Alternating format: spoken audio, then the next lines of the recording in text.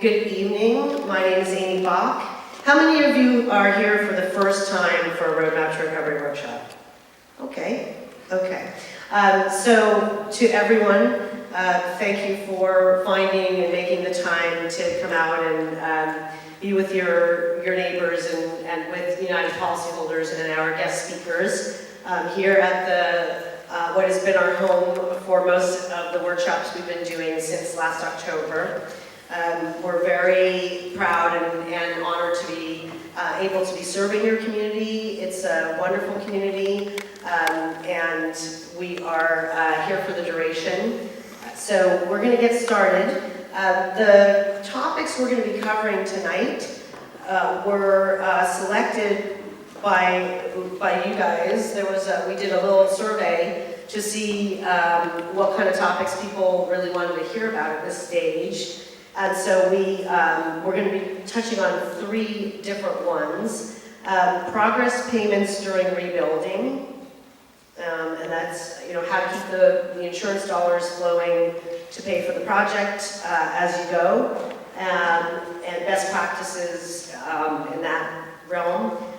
Remedying underinsurance. I will be speaking a little bit about that, so the speaker that is not here yet is going to be talking about that as well. So you'll still be getting some content on that topic, whether or not he makes it. And then the third is a legislative update, and we have 2 guests with us tonight that can answer your questions about that and give us a little briefing on where things stand in the legislature on the various reform bills that have been put in, the wildfire related ones and insurance ones. I got a question earlier from Vita, who, if you don't know Vita Iskender, she's a very active member of your community in helping people along the way here. And she asked me if we were going to be talking about the legislation related to PG&E's liability and inverse condemnation. And we were not planning to cover that, but we have a very special guest with us tonight, Pat Sabo from Senator McGuire's office, and we also have Joel Loucher from the Department of Insurance, both of whom are very familiar with what's been going on in the legislature. So if there are questions about that, when we get to the Q&A, you are welcome to ask. I want to thank our partners, the Community Foundation of Sonoma County, the City of Santa Rosa, Sonoma County, Napa County, the California Department of Insurance, the California Hope Project. If you came in tonight, they had a table. You might have stopped by their table.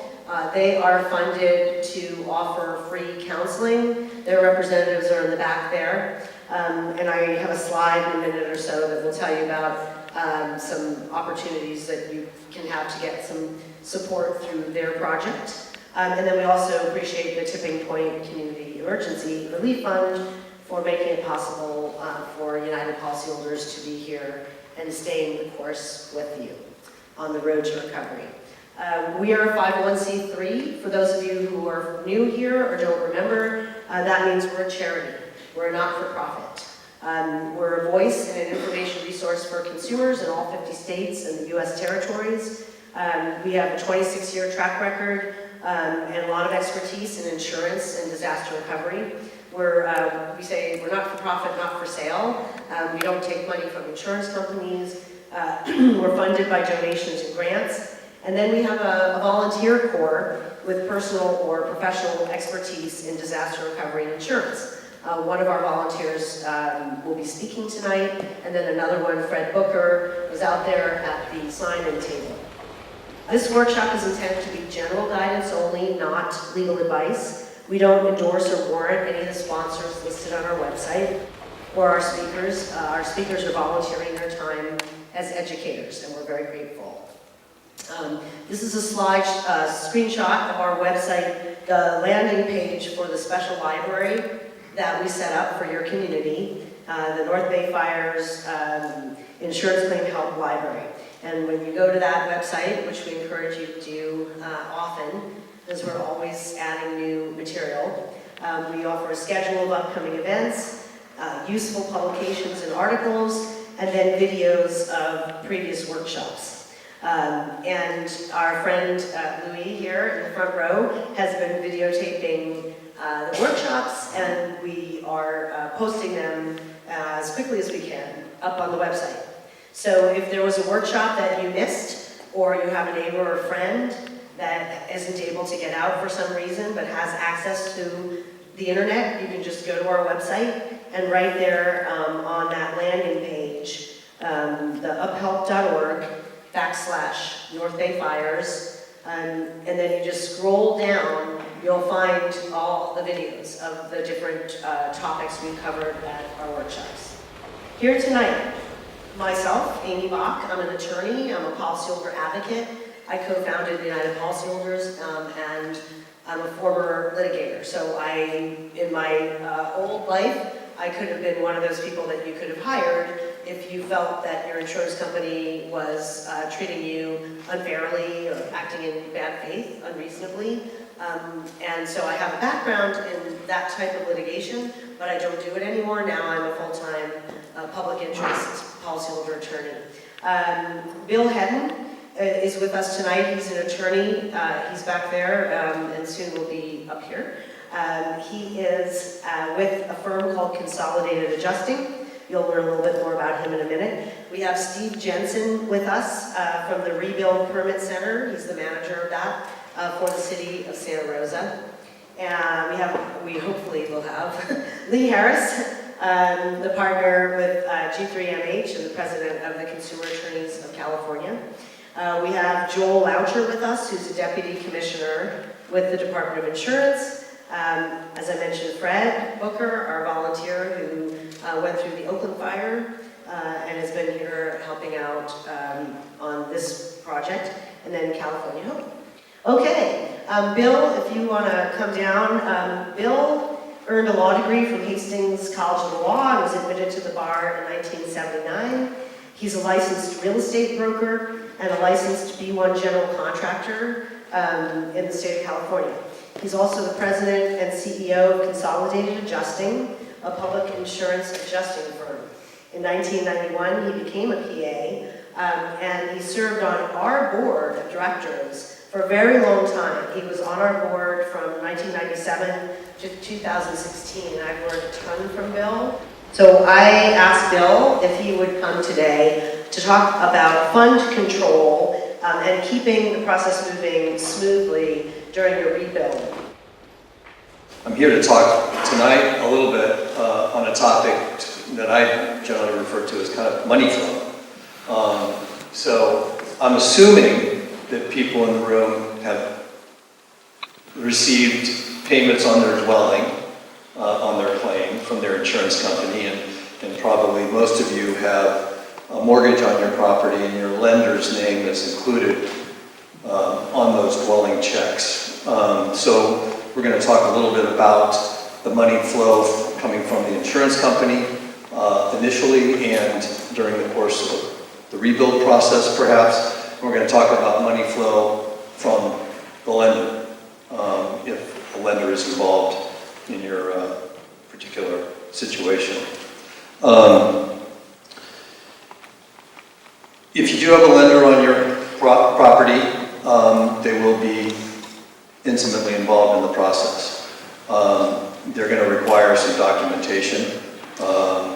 This documentation, including an endorsed claim check.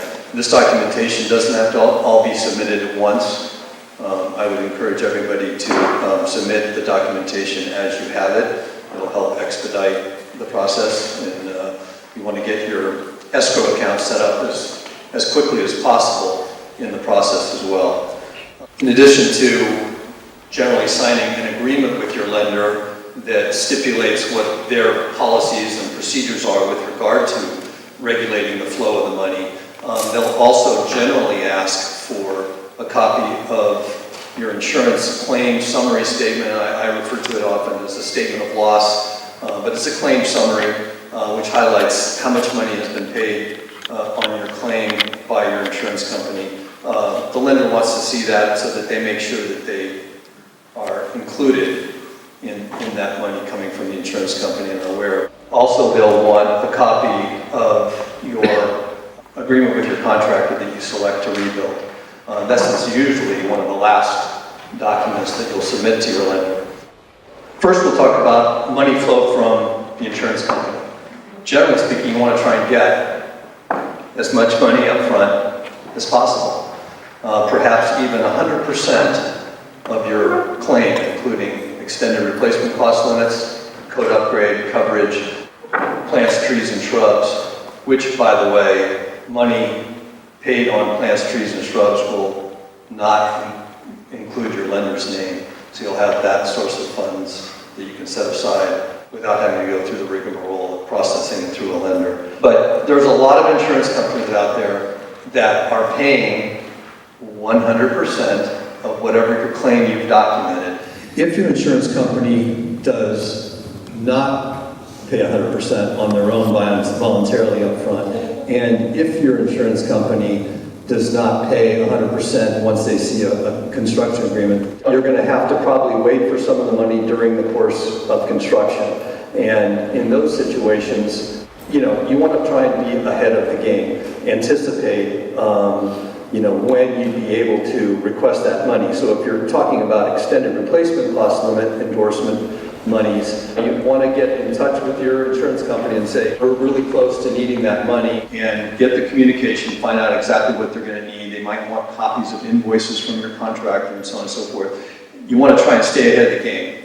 And the same thing with code.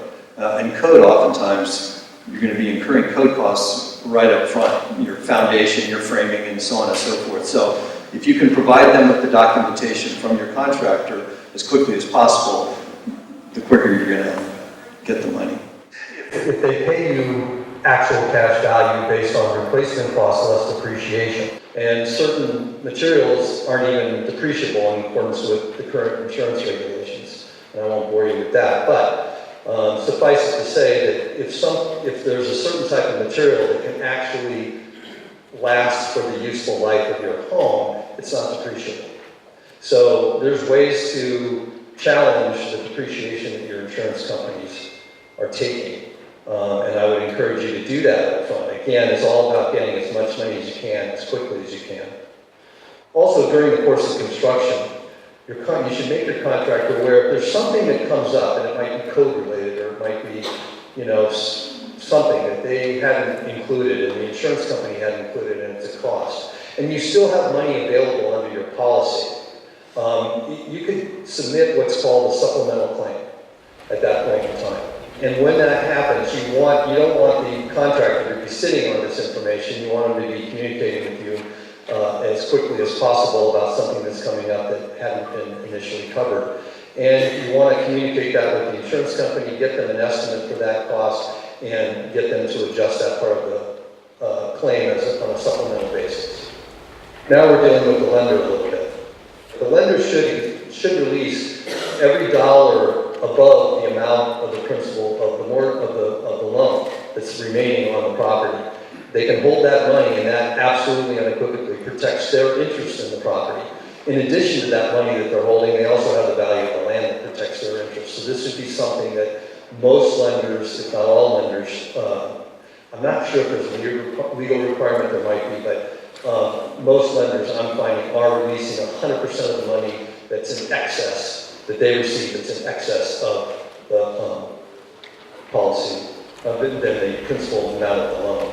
I would encourage you to explore that. So, for instance, if you have a mortgage for $300,000 and your initial insurance proceeds, and it may not be all of them, but if your initial insurance proceeds are $400,000, and it includes the lender's name, you would need to set up the escrow account, do all the paperwork, and so on and so forth. You wouldn't necessarily have to provide them with a contractor agreement at this point, but they would set up the escrow account, and they should be releasing the money back to you for the excess amount of $100,000. And so that's a way to have money in your pocket that you'll be able to provide to the contractor on a much quicker basis. Communication on your insurance claim, I know you know, is an important element, but communication with your lender is also an important element in this process, especially with money flow, and also documenting things well, if you have verbal conversations with representatives from your lender, you want to get their email address. You want to be able to get as much in writing as possible, so that you can keep track of the conversations and what you're being told, and to make sure that, because what happens is with these lenders, they change, just like insurance companies, they change the people that work on processing your money, and everything's inputted in a computer, and anybody that logs in that day should know exactly the status. But so you're talking with various people in this process, just like you're talking to various people in your claim process. And so it's very important to have a paper trail, kind of documentation as to what you've been told and what your understanding of the process is. Make sure your lender has your current contact information at all times. You might move your temporary housing situation during the course of the repairs. Things might change, your phone numbers might change, your email address, whatever it is. You want to make sure that they have up-to-date current information on how to contact you at all times. Also, I strongly recommend that when you are sending insurance payment checks to your lender, that you do it by, overnight courier service, and also that you have an understanding in writing from your lender that when they disperse money back to you, it will be handled the same way. There's nothing worse than having checks lost in the mail.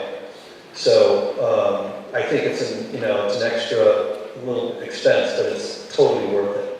And if you can, sometimes these lenders will set up direct deposits, sometimes they'll do wire transfers, but if they're not, and they're doing checks, you need to make sure that they do it by overnight courier. You also need to communicate with your contractor so that they have an understanding of how this money flow process works. You want them to know that there's a lender involved and that they're controlling some, if not a substantial amount, of the funds that are going to go towards rebuilding their home.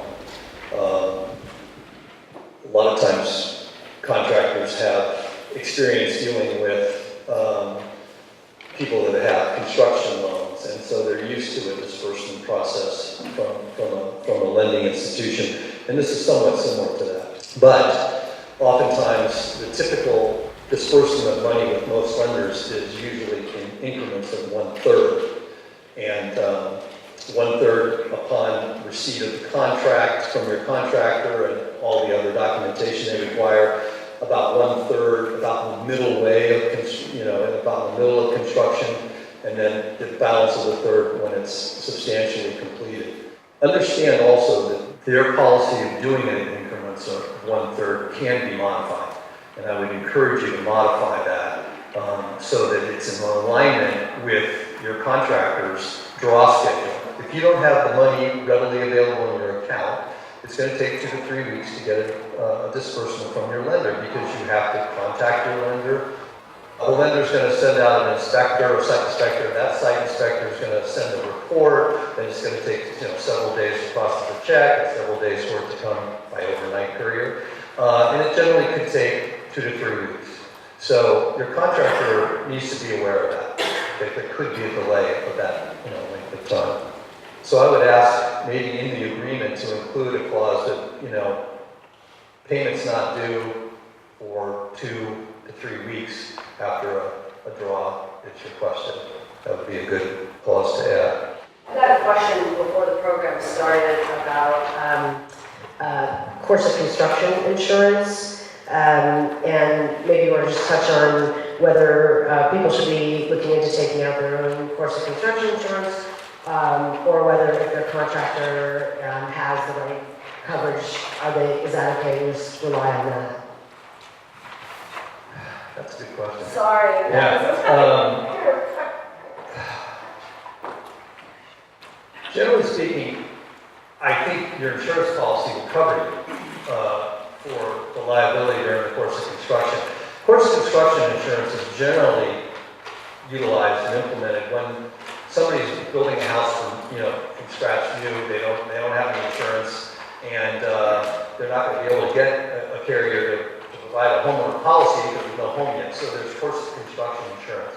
But I would encourage you to ask your agent or broker or insurance company directly if you are adequately covered for liability during construction, I think. And you're certainly covered for if in the unlikely event that there's a covered loss during the construction, whatever portion of the house has been built is covered under your homeowner policy. If it's still in effect during the rebuild process. If you do not have a policy in effect during the rebuild process, then I would encourage you to get course of construction insurance. So that answers that. Now, quickly wrap things up here. I would also make sure, I would try and find out if the contractor's sort of financially sound, if you can. So that they're not going to be constantly asking for money, which can be a problem. So do not let your contractor get ahead of you. This is kind of important, and in essence what that means is, you know, they'll ask for as much money as quickly as they can, and then you really don't know if this money is going to your project or another project or, you know, on for his vacation, quite frankly. So I always encourage my clients to kind of be slow pay. You want to be ahead of the contractor. First of all, I'll encourage them to keep the job going because he's wanting to get money based on milestones of performance. But in essence, you don't want to be having paid your contractor 60% of your contract amount when he's only done 35 or 40% of the work. That's going to cause a problem. And he won't be incentivized to continue working as well. So again, going back to having a specific, what that percentage completion represents and making sure that you stick to that. The lender will be doing inspections. The inspectors are a little loosey-goosey on this point, quite frankly. They'll say, you know, something's 75% complete and it's really only 50. Don't rely on that. You've got to be diligent on your own. And lastly, with money flow, you're going to have money that's getting paid to you for, I'm assuming, personal property. You're going to have money getting paid to you for plants, trees, and shrubs. These insurance proceeds don't have a lender's name on it. So I would encourage you to keep those funds set aside as somewhat of a cash flow reserve in the event that, you know, money doesn't flow the way you wanted it to or expected it to, if there's a glitch in this process. So that could be a little bit of a safety valve. Just real quickly, to make sure that the money you're giving your contractor is being spent on your project, I would encourage everybody to require getting a lien release from your contractor for the proceeds paid, a lien release from his material suppliers. You'll probably get mechanical lien notices, but you can always call the vendors and find out if they've been paid, the amounts of money that you've sort of paid the contractor, and then also the subcontractors. If you hire an electrical subcontractor, you want to get lien releases from all of these folks during the course of construction, as well as at the end of the job before you release final payment. All right, and with that, I'm going to conclude. Thank you so much, Phil. And hopefully you can stick around for the Q&A. This slide is something that I just put together. I found tracking down an authorized signer. You know, a lot of times your loan will be transferred and bounced around, and finding the person at the current mortgage company that's holding your note who has the authority to release the bank's interest in your insurance funds can be tricky. And this is just an example for Assurant. Here's the top executives at Assurant, their media relations person, their investor relations. If that's the way you need to go, that's to find somebody, then you go that way. On your handout, the very first tip sheet that we list here is called Getting Your Mortgage Company to Release Your Insurance Funds, which we sometimes affectionately refer to as Let Go Lender. So that, you can find that on our website. We also offer a sample letter requesting that your mortgage company release your insurance proceeds that you can customize. So again, Bill is a walking encyclopedia, and I'm so grateful that he was here to share his knowledge. And if you have questions during Q&A, I know he'll best shot. Our next speaker is Steve Jensen, who is the manager of the Rebuild Permit Center for the city of Santa Rosa. Another one of your, I have to say, incredibly hardworking local government people, so who have taken time after hours to be here to answer your questions. He's just going to give you a quick rundown on what's available to you through his office.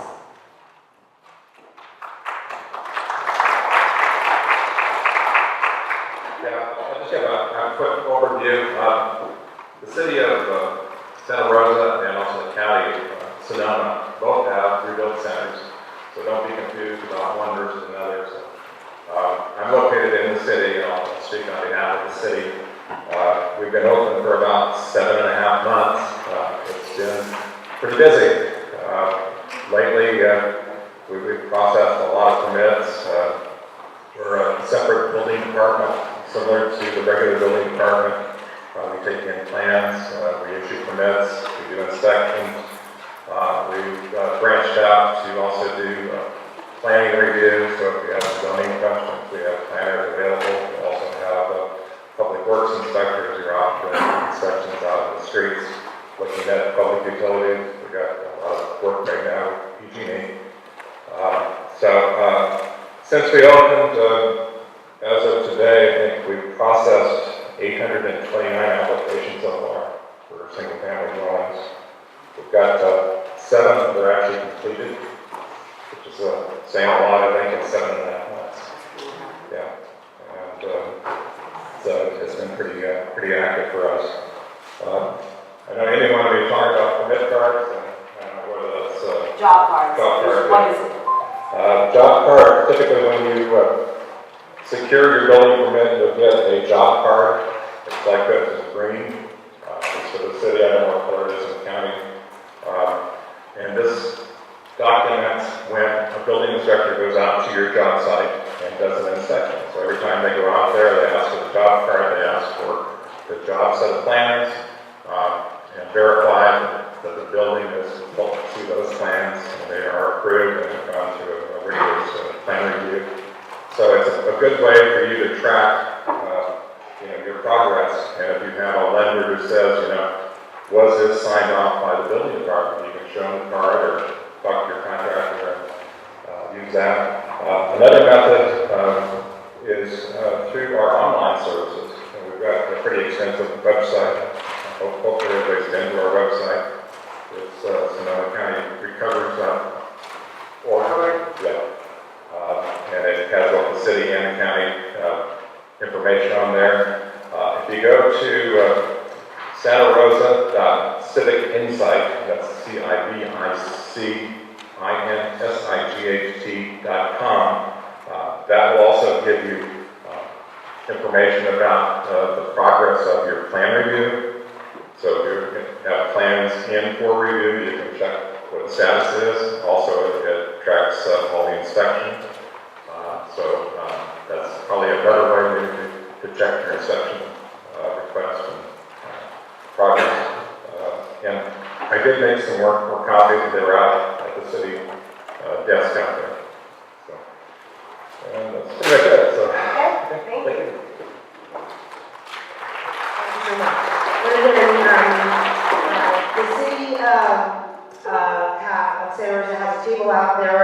Adrian Burns is here, and always game to answer questions that you may have, and during Q&A or afterwards. So I'm going to give just a brief little intro before our next speaker. As I told you, I'm a former plaintiff, bad faith litigator, co-founder of EP, and I've been an advocate for reforming the underinsurance statutory case law since 1991, which means to tell you that you are not the first group of wildfire survivors to find that they relied to their detriment, which is fancy lawyer talk.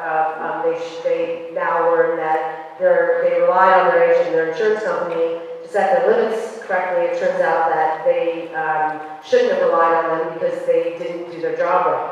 So obviously, a lot of you are here partly because you are very short on your insurance proceeds on your dwelling.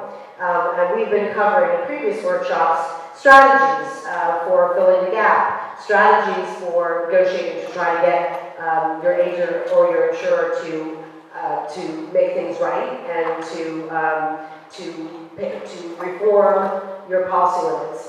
And some of you may be in the middle of that effort. Some of you feel it may have been shut down already. Some of you may be looking for help from the Department of Insurance. But our next speaker will be talking to you as a private attorney who has been specializing in representing underinsured policyholders for a long time.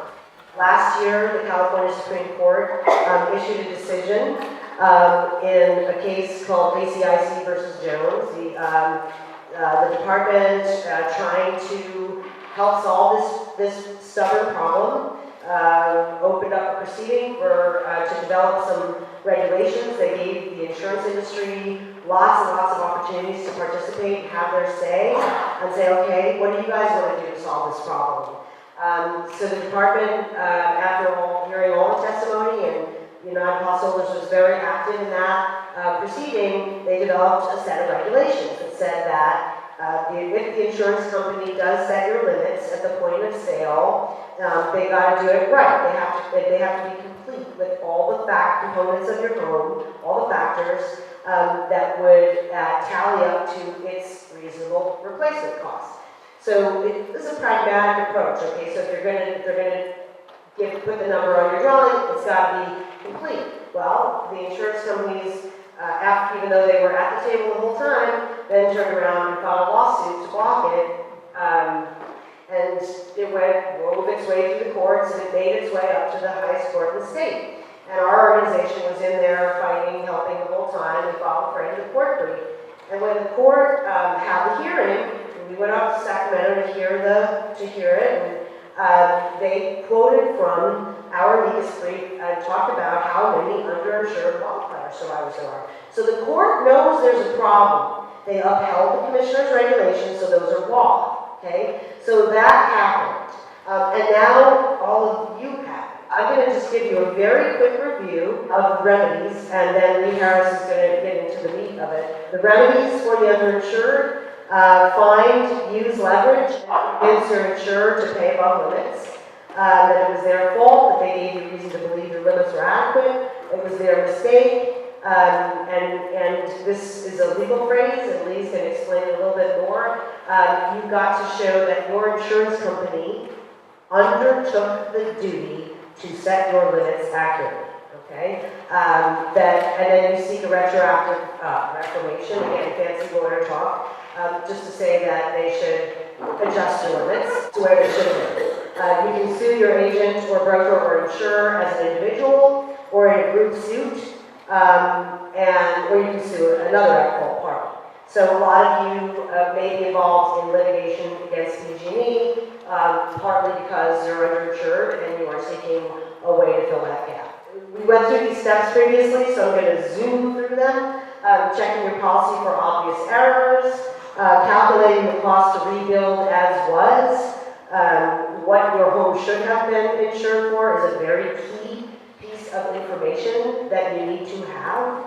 And as you know, if you've been to our prior workshops, we've given you a lot of guidance on that topic of how can you figure out what it would reasonably cost to put your old house back, even though you probably have no intention of doing it. Very few people actually do replicate the destroyed home, but that cost is what technically the insurer should owe you if you were properly covered.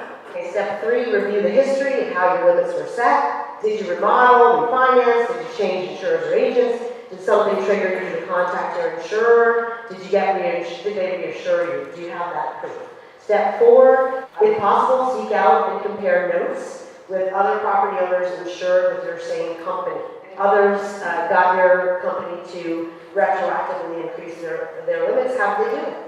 If they're willing to tell you.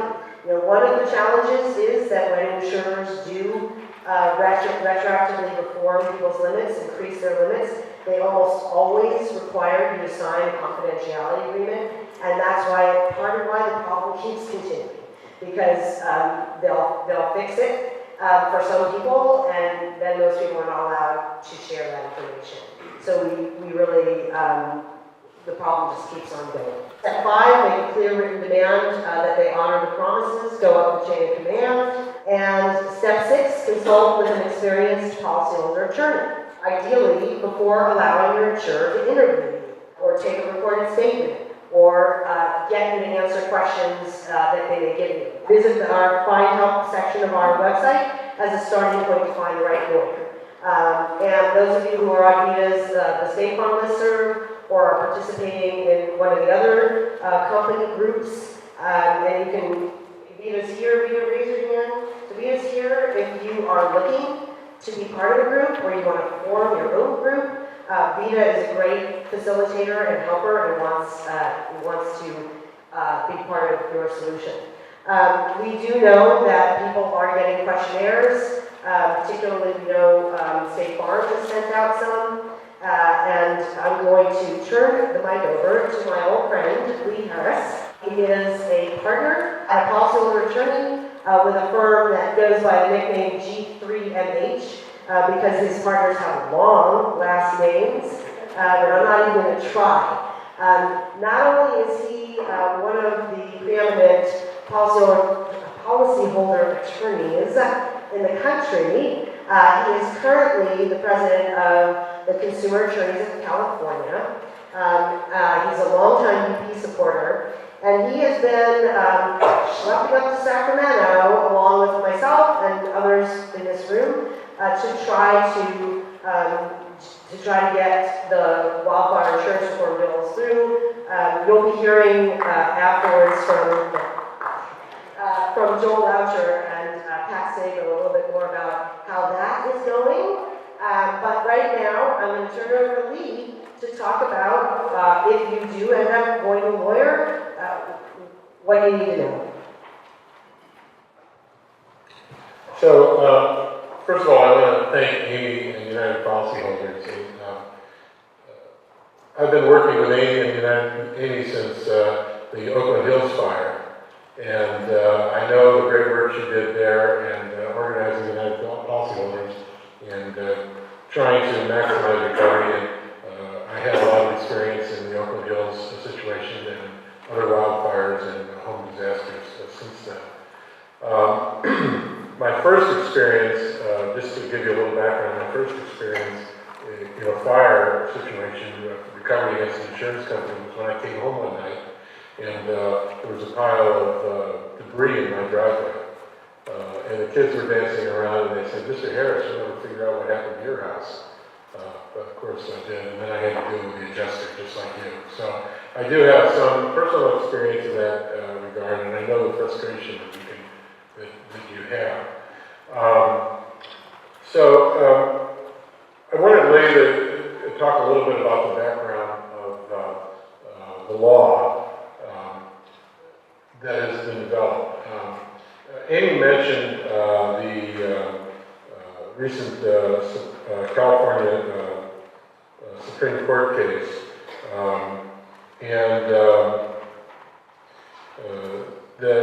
where the California Supreme Court upheld the right of the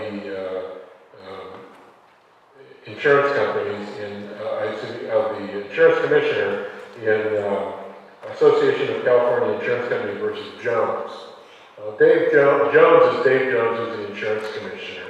And he did fight very hard, along with United Policyholders and a number of organizations, to have these regulations upheld that require the insurance companies to use local data for the cost of reconstruction and the cost of materials. Local data, local information, local costs. The problem for homeowners with this very good regulation and very good decision by the California Supreme Court is that regulations of the insurance commissioner do not come with what's called a private right of action. A private right of action means that if an insurance company, in this situation, if the insurance company violates the regulation, if you had a private right of action, you would be able to directly sue the insurance company for not following the regulation. That is, not doing what they were required to do under the insurance department regulation. But California does not allow a private cause of action for a violation of insurance regulation. In fact, many decades ago, before we had a very active insurance commissioner like Dave Jones, I was actually one of the attorneys who sued the insurance commissioner because they did not enforce the law, because homeowners didn't, or policyholders did not have the right to directly sue for the damages that were caused by failure to enforce the law. So we have what I would call, with this regulation, half a loaf. And the half a loaf is you have a good regulation that requires that they use local costs and current local material and labor costs, but you don't have a direct right to sue if they didn't do it. Another problem that we have when we're representing homeowners and when we're trying to solve this dilemma is that there is another earlier case called Everett versus State Farm, which says that in the ordinary situation, if a policyholder gets a policy of insurance and it's not enough insurance when the event happens, in other words, you're underinsured, which many of you probably are, all things being equal, it's not the insurance company's fault in Everett versus State Farm. The policyholder is, according to the court, responsible for asking for the right amount of insurance.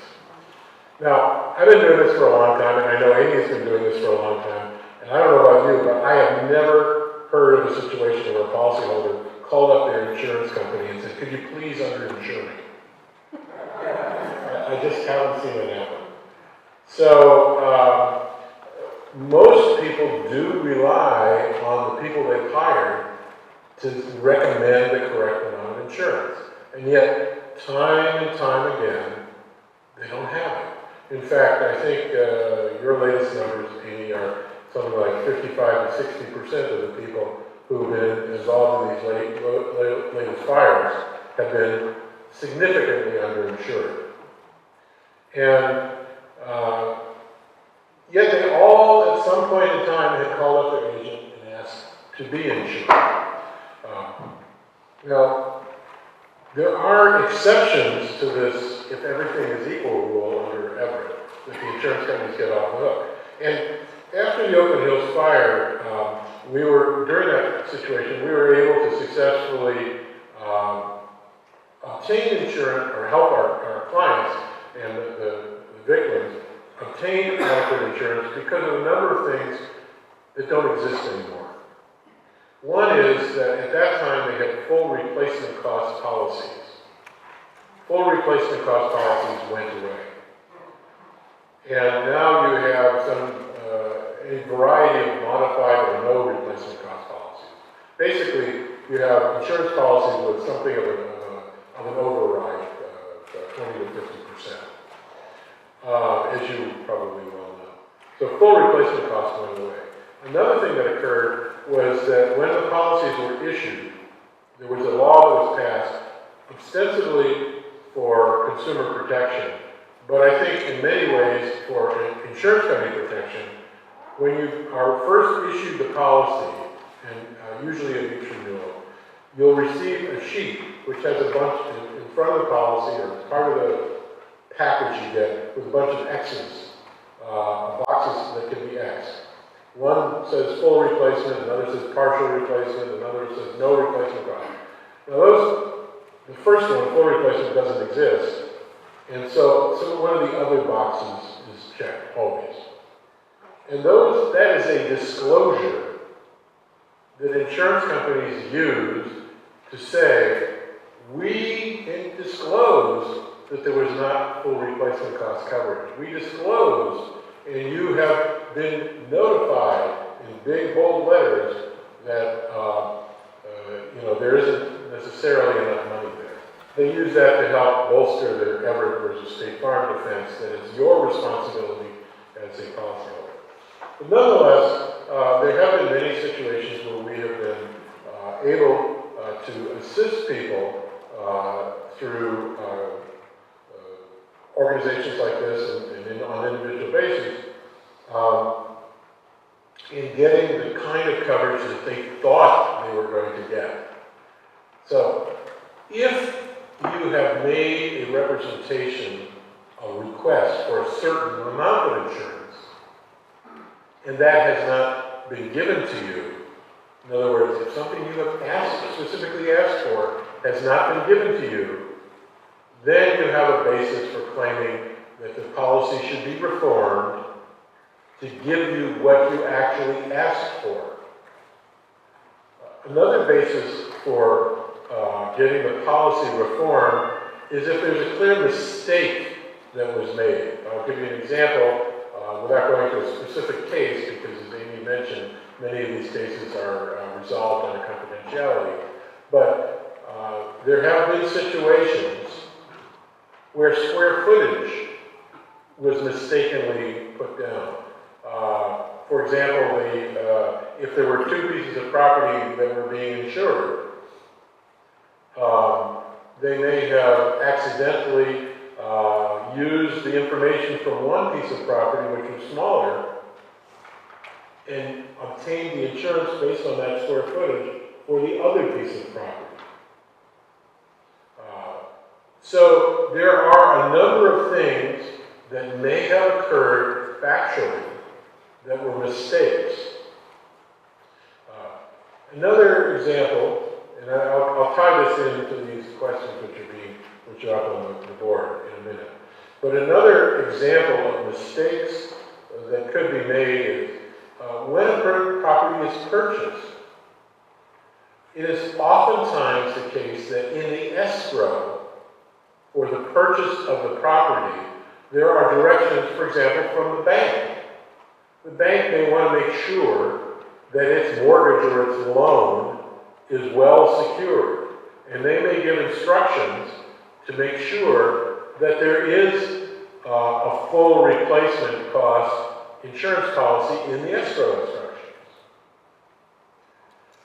And if the agent who takes the information and who has access to the escrow instruction does not act properly on the request in those escrow instructions, that may be another type of mistake upon which you could go back and say, well, you didn't get what we asked for.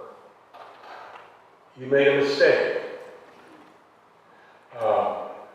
Agents now have an obligation to come out and measure property. And if they came out and measured the property improperly and made a mistake, that could be a basis for reforming the insurance to get you what you intended and what was expected between you, but for the mistake of the person that was doing the work. I think you get the idea of the kinds of things that can be used to bolster your claim. You didn't call up your agent and it has to be underinsured. And it's important because if there's nothing else under Everett versus State Farm, it's just you call up and said, I want insurance, and they said, sure, this is the amount of insurance, and you don't say anything more under Everett versus State Farm, there is no responsibility for the insurance company. Even though the California Supreme Court, in the most recent case, said that the insurance company is supposed to use actual rates and actual material costs. Now, if the insurance company or their representative said to you, you're in luck now because we're using actual rates and actual costs, and you can trust us because we're doing that, and then they don't, that's a different situation. Because then you have a mistake or a misrepresentation. So what I'm trying to do is give you the general overview of how the conversation can go or should go. And what I've done is I've taken I've made, I guess that is a better way of putting it, sort of a modified, generic type of questionnaire, which hopefully has no names in it of any real person or insurance company. And I've color-coded it, because what the insurance companies are trying to do when they send you out a questionnaire, they're not doing this, in my opinion, they're not doing this because, they're just trying to gather data to, make things better in the future. They're doing this because they want to insulate themselves from potential responsibility for making a mistake and to put the responsibility back on the homeowner so that they can rely on the line of cases like Everett versus State Farm, which says they don't have responsibility if you ask for a policy and they give you a policy, you don't ask them to change it. Okay. So the green questions, as you can sort of guess, are a whole series of questions which are sort of name, rank, and serial number types of questions.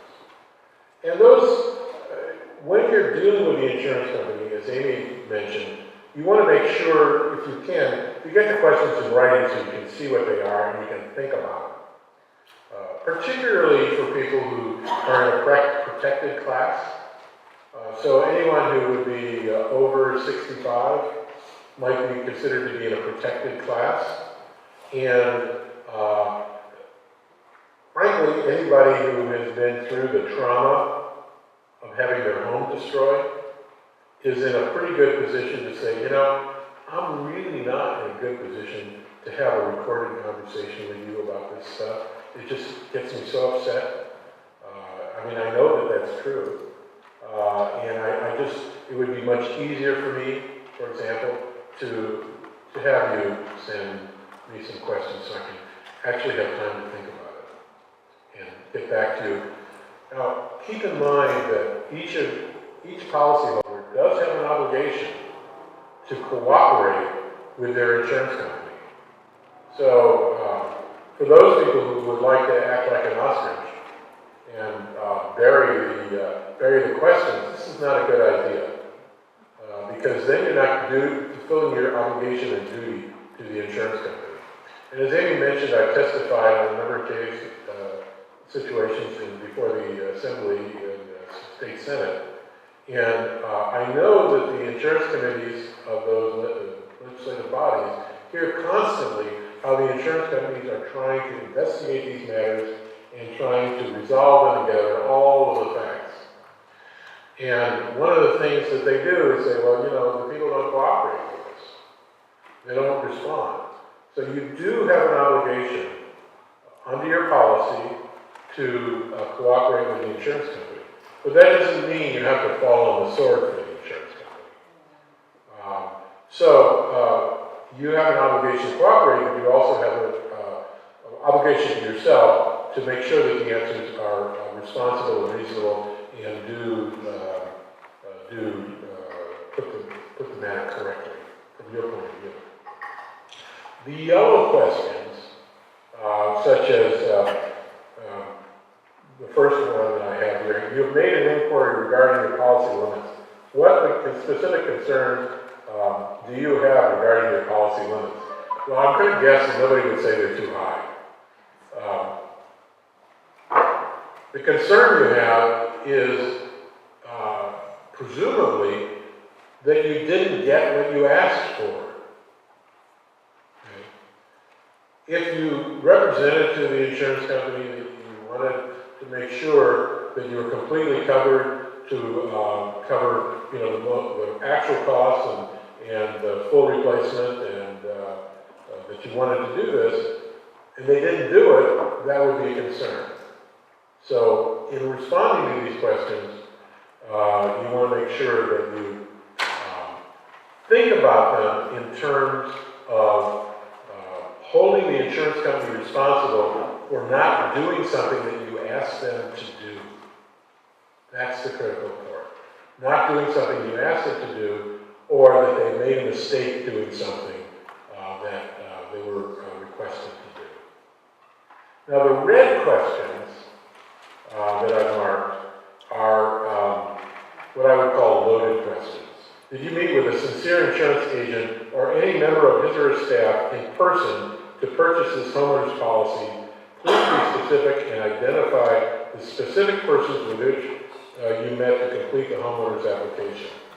That question is a really critical issue, which is the communication between you and that agent.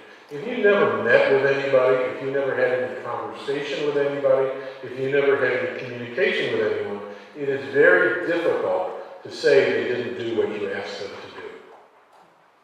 So it's a very critical question. And another red question which I marked is, did your original sincere insurance agent or any other member of the staff ever ask you about any special feature of the property? Once again, it's very hard to say that they didn't do something if there was never any communication or never any asking about that. So you need to be specific and lay that out.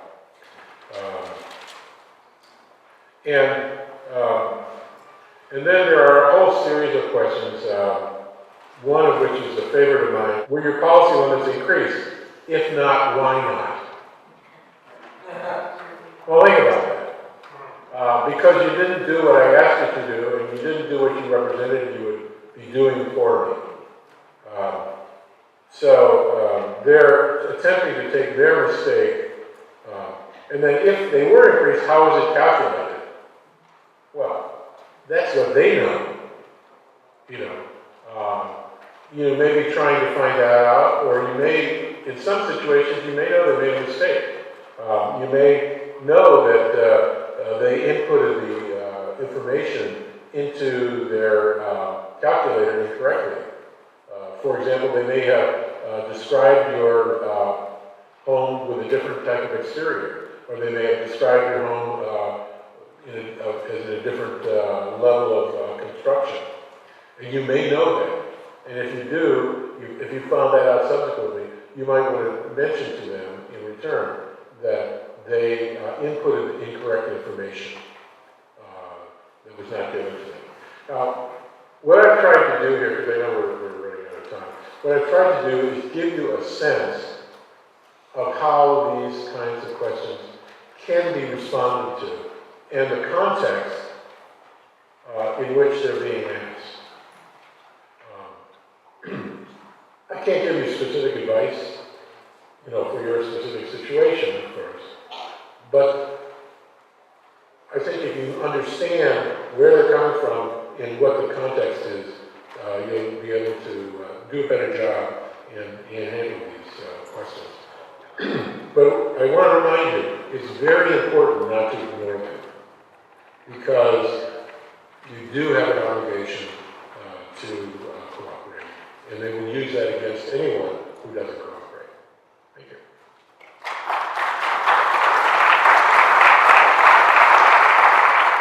We do have on our website a lot of materials on underinsurance. We have, we reference here in the handout Underinsurance 101. We have a whole library about it. But the bottom line is, I think we really did lay out some very clear explanations of the kinds of sources of evidence that you can look for to show that there were these communications.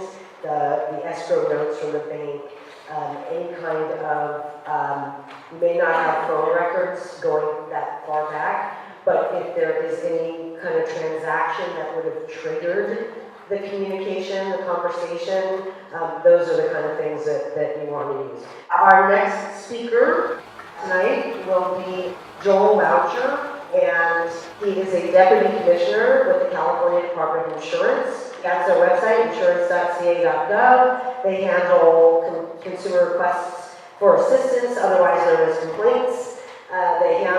They do oversight over adjusters, insurers, and rates. They enforce the fair claims handling regs. That's their toll-free number, 1-800-927-HELP. I asked Joel to come today. I also asked Pat Sabo. Pat told me that she was very much wanting to listen to the communication that was going on tonight, absorb the information. Do you want to say a quick few words before we get into the legislation, or?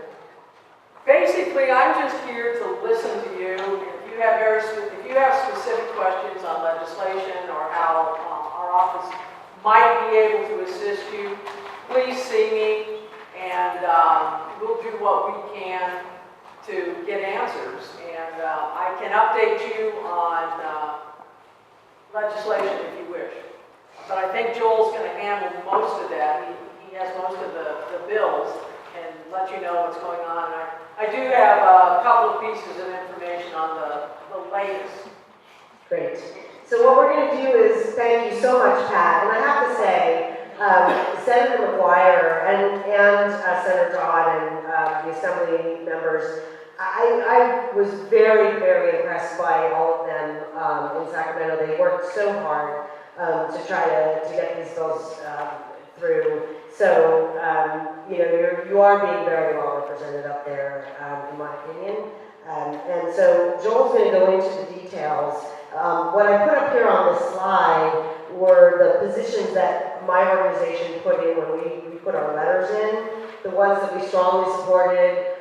There was one that we opposed because, unless it was amended to remove immunity, because we felt, some people are thinking, oh, well, if we were going to solve this underinsurance problem by disclosing loud and clear in writing to the homeowner that it's their duty to set the limits, well, that is completely not the right approach at all, in my opinion, and in most people's opinions, because that's kind of what's been happening now. If you read some of the materials that your insurance company sends you after you've already bought the policy, you'll find that language. It's your choice, but that they never tell you that when you're actually buying the policy. And we all know that if they did, then it would be a completely different scenario, right? I mean, who's going to want to pay a commission to an insurance agent who can't tell them what they're how to fulfill their insurance needs? Why would you patronize somebody who says, well, I don't know how much you should insure your house for, right? You would not do business with that person. So anyway, other than that, we were strongly in support. And Joel, thank you so much for once again coming to one of our workshops.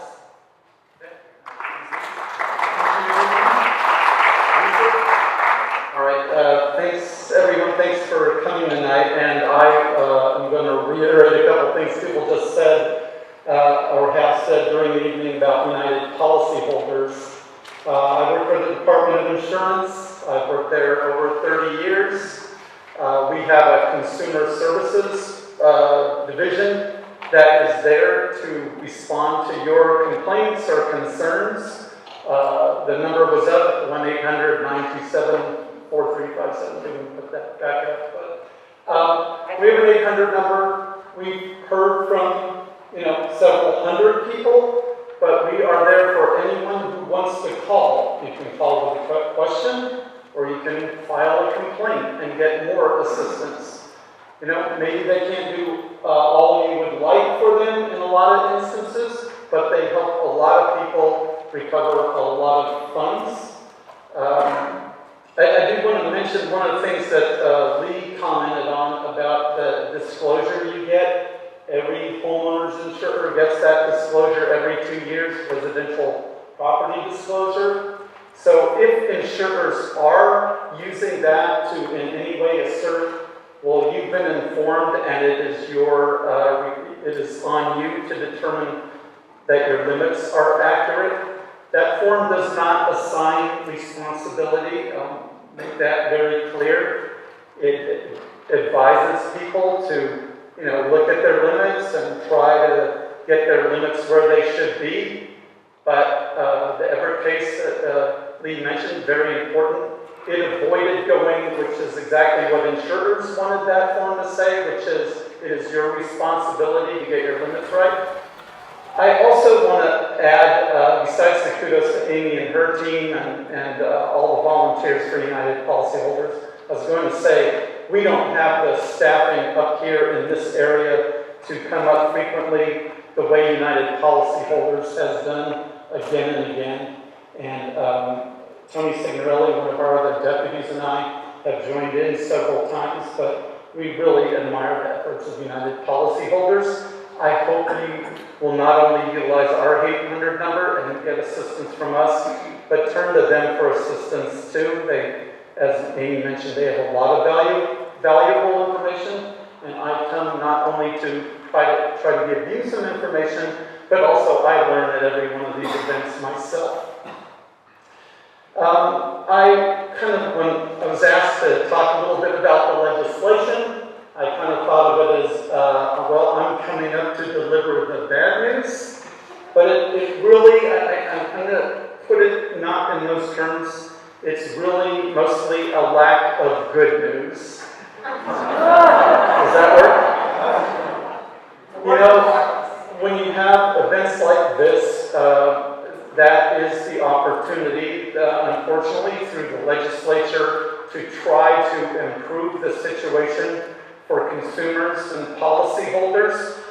And I will add to Amy's comments, the legislators for this area have put so much of their heart into trying to get legislation through that would be of major assistance to their communities, and the work and the emotion that they've put into this and the time has really been awesome.